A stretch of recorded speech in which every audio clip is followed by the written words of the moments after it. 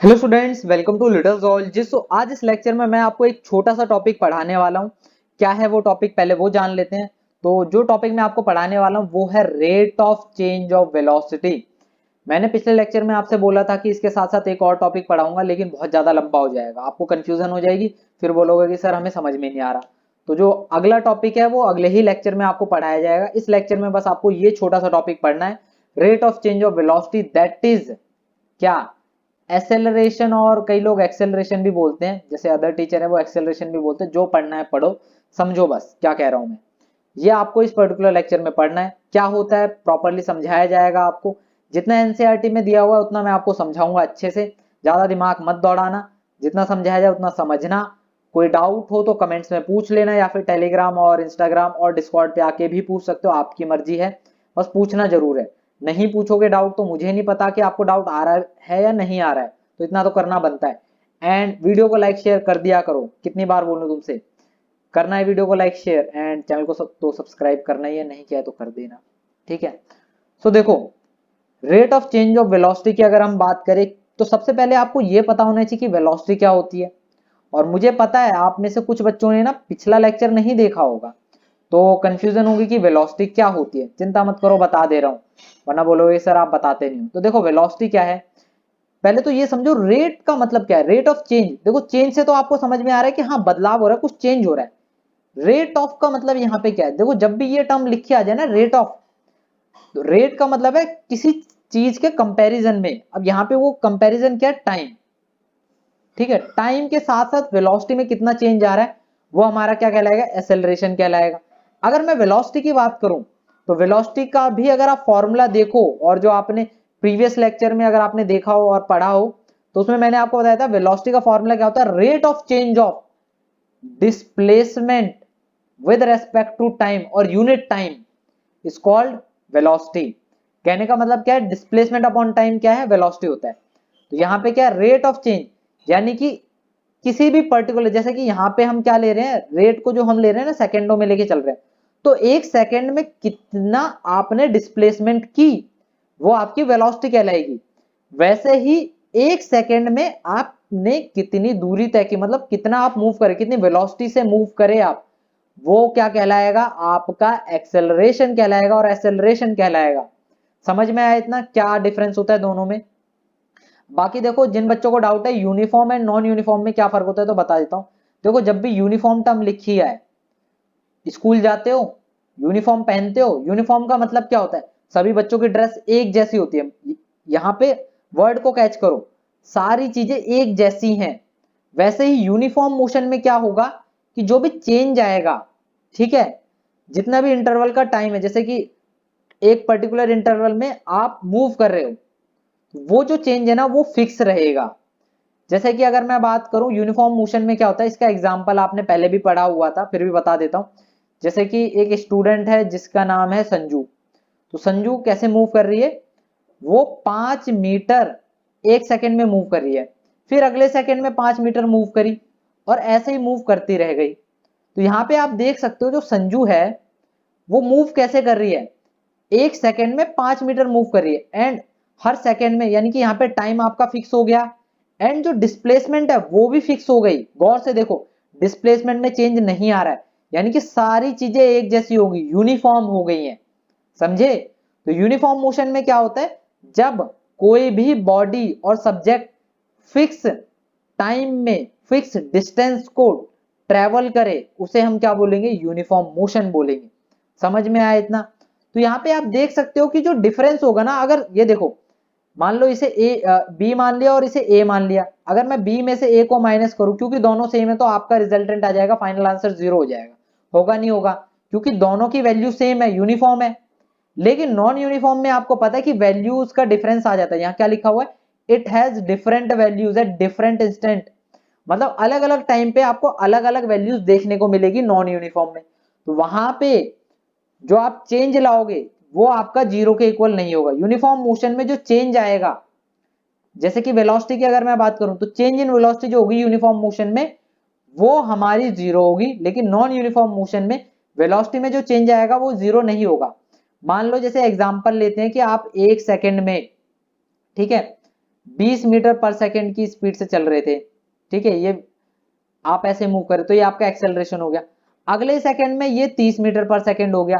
तो आप देख सकते हो कि यहाँ पे चेंज तो आ रहा है भाई, कहाँ पहले 20 मीटर पर सेकंड और कहाँ आप 30 मीटर पर सेकंड, मतलब चेंजेस हैं। आप माइनस करोगे तो आपको कुछ ना कुछ तो वैल्यू मिलेगी, जीरो नहीं मिलेगी, इतना आपको पता है।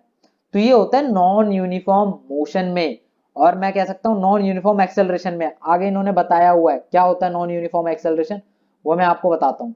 तो देखो नीचे अगर हम देखें तो यहाँ पे क्या लिखा हुआ है, अच्छा यहाँ पे इन्होंने बोला हुआ है कि चलो आपने पढ़ तो लिया कि ये एक्सेलरेशन होता है rate of change of velocity. अगर किसी को समझाना फॉर्मूला के बेस पे तो कैसे समझाओगे, सिंपल सा है भाई, चेंज इन वेलोसिटी अपॉन में टाइम टेकन। अब चेंज इन वेलोसिटी क्या है, पहले कुछ पर्टिकुलर वेलोसिटी होगी, जो स्टार्टिंग की वेलोसिटी होती है उसे हम बोलते हैं इनिशियल वेलोसिटी, और बाद में लास्ट में जब वो बॉडी रुकी होगी तो उसकी कुछ वेलोसिटी होगी, उसे हम बोलेंगे फाइनल वेलोसिटी। तो यहाँ पे आप देख सकते हो ये है फाइनल वेलोसिटी माइनस में इनिशियल वेलोसिटी अपॉन में टाइम टेकन, कितना समय लगा उसे, ठीक है। यहाँ पे क्या लिखा हुआ है, measure of the change in velocity of an object per unit time.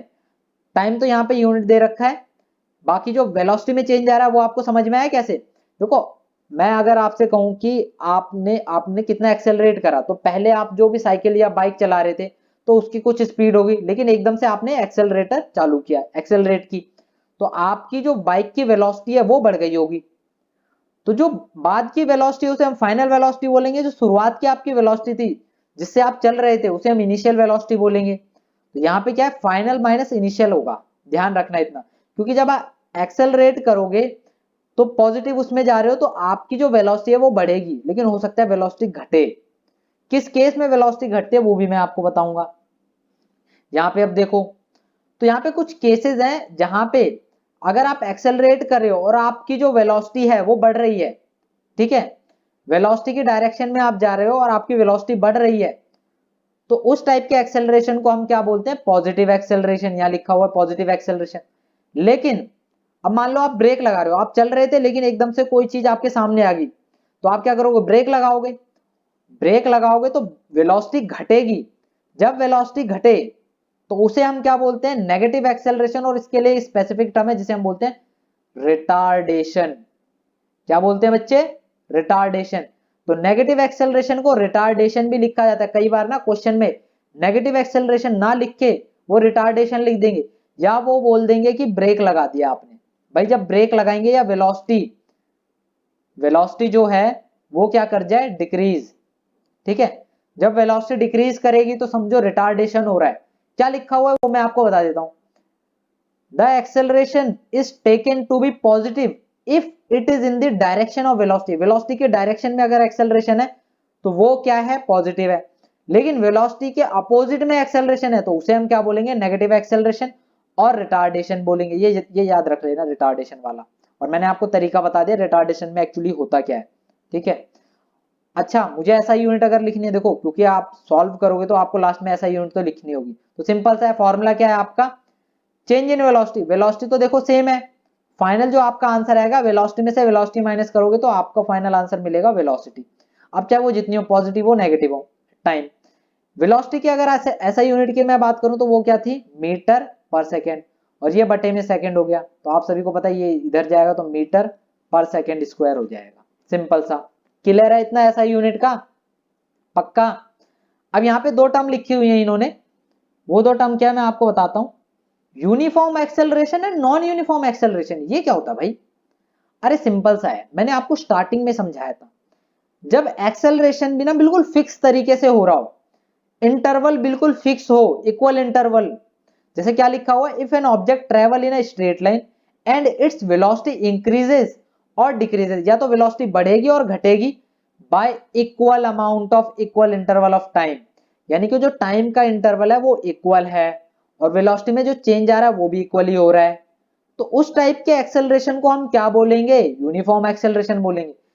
Uniform का आप मतलब समझ गए ना, मैंने आपको स्टार्टिंग में इसीलिए यूनिफॉर्म का बिल्कुल सही से मतलब समझा दिया, क्योंकि कल को टर्म आएगी आपको समझ में तो आएगा, अच्छा यूनिफॉर्म में तो ये मतलब होगा। जैसे इसका एग्जांपल क्या है यूनिफॉर्म एक्सेलरेशन का, freely falling body. Freely falling body का मतलब क्या है, जब कोई बॉडी बहुत ज्यादा हाइट से गिरती है, जैसे प्लेन से जंप हो रही है, तो उस टाइम पे जो बॉडी गिर रही होगी वो एक पर्टिकुलर एक्सेलरेशन से गिर रही होगी, जो कि हमारा होता है 9.8 लेके चलते हैं हम, ठीक है। कई जगह 10 भी लिखा रहता है, हम 9.8 लेके चलेंगे। तो 9.8 मीटर पर सेकेंड की जो एक्सेलरेशन है, मीटर पर सेकेंड स्क्वायर से बॉडी गिर रही होगी, उस टाइप की बॉडी को हम बोलेंगे फ्रीली फॉलिंग बॉडी, क्योंकि कोई चीज रोकने वाली नहीं होगी। अगर आप एयर जो होता है, हवा, हवा को अगर काउंट मत करो, क्योंकि एयर भी थोड़ा रेजिस्टेंस तो लगाएगी, मतलब रोकने की कोशिश करेगी। अब ये मत बोल देना सर कैसे, देखो छतरी लेके चलते हो, बारिश के मौसम में बारिश हो रही है, अब एकदम से अपोजिट डायरेक्शन में हवा चलने लग जाए तो पीछे की ओर हो जाते हो ना, क्योंकि हवा क्या है वो अपोजिट डायरेक्शन में जा रही है, रेजिस्टेंस लगा रही है, समझ रहे हो। वैसे यहाँ पे नहीं हो पाता इतना, अगर हम उसको काउंट नहीं करते। नॉन यूनिफॉर्म एक्सेलरेशन में क्या होगा भाई, नॉन यूनिफॉर्म एक्सेलरेशन में होगा कि जो चेंज आए एक्सेलरेशन में वो इक्वल ना हो। जैसे कि मान लो आप कार चला रहे हो किसी रूट पे, ठीक है, तो आपको रास्ते में रेड लाइट भी मिलेगी तो आपको रुकना भी पड़ेगा, ठीक है। हाईवे आएगा तो आपको स्पीड भी बढ़ानी पड़ेगी। तो यहाँ पे क्या हो रहा है कि आप जो एक्सेलरेट कर रहे हो वो बिल्कुल इक्वल उसमें नहीं कर रहे हो, इक्वल टाइम इंटरवल में नहीं कर रहे हो, सारी चीजें इक्वल नहीं है।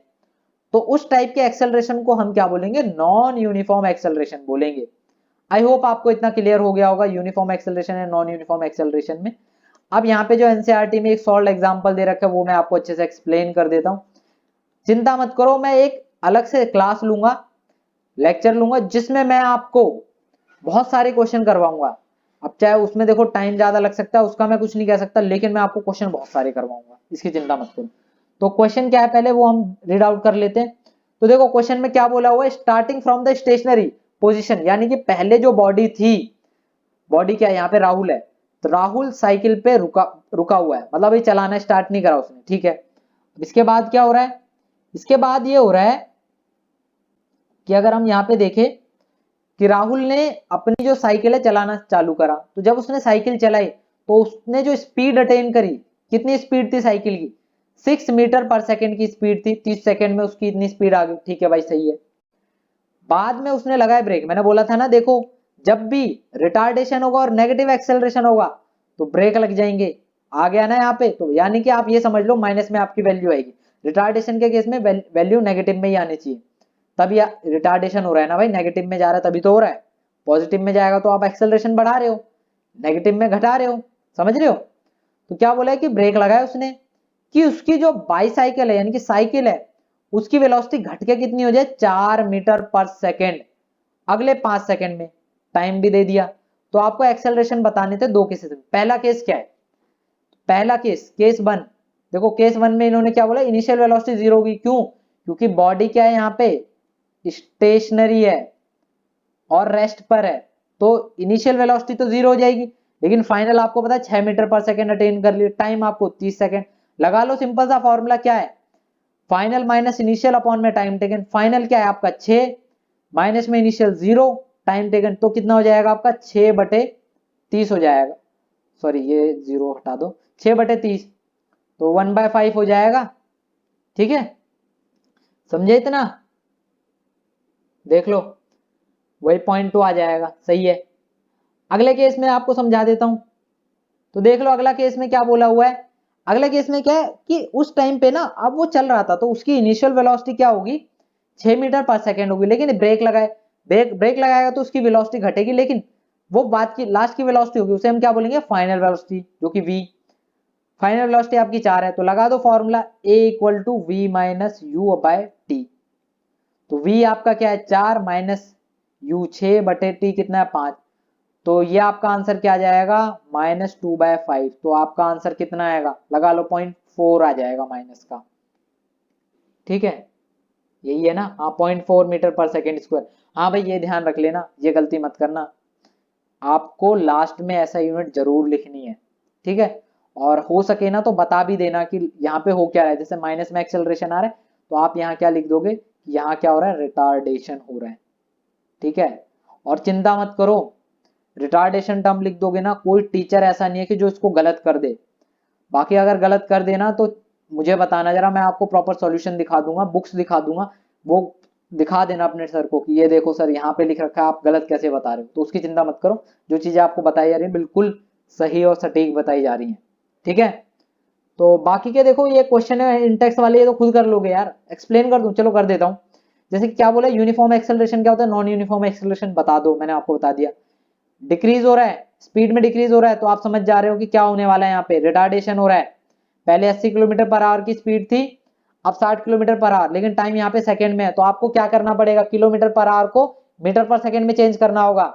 हिंट यहाँ पे दे देता हूँ, मैंने आपको कुछ 5/18 से मल्टीप्लाई करना बताया था, चेंज करना है तो याद नहीं आ रहा तो पिछले लेक्चर देखो जाके, या एक काम करो खुद से ट्राई करके देखो। बाकी ये ट्रेन वाला भी खुद कर लेना, find the acceleration. Train starting from a railway station, railway station से स्टार्ट हो रही है, यानी कि इनिशियल वेलोसिटी उसकी क्या होगी, 0, ठीक है। Moving with uniform acceleration, uniform acceleration है यानी कि चेंजेस तो आने रहे, एक पर्टिकुलर उसकी वेलोसिटी है 40 किलोमीटर पर आवर की 10 मिनट में, तो इन सबको क्या कर देना, सेकंड में चेंज कर देना, सेकंड में और मीटर पर सेकंड में इसको चेंज कर देना, ठीक है। तो जो भी आपका आंसर आएगा जरा बता देना, आ रहा है नहीं आ रहा, नहीं आ रहा है तो फिर मैं आपको सॉल्व करवा दूंगा, ठीक है बच्चे। सो आज के लेक्चर में इतना ही। आई होप आपको लेक्चर समझ में आया होगा। देखो कोई डाउट है तो पूछना तो पड़ेगा, ऐसे अगर आप नहीं पूछोगे तो कैसे काम चलेगा। तो डाउट पूछो, मैं पूरी कोशिश करूंगा उसे रिजॉल्व करने की। मैं इतनी कोशिश कर सकता हूं कि आपको पर्सनली टेलीग्राम और डिस्कॉर्ड है उस पर समझा सकूं, इससे ज्यादा तो क्या ही कर सकता हूं मैं आपके लिए, इतना तो कर ही दूंगा। पूछना तो पड़ेगा आपको। बाकी देखो लेक्चर इन्फॉर्मेटिव है तो इसे लाइक करो, शेयर करो एंड चैनल को सब्सक्राइब करो, इतना तो करना बनता है। कर लोगे ना पक्का? तो मिलते हैं अगली वीडियो में, तब तक के लिए पढ़ते रहिए, धन्यवाद।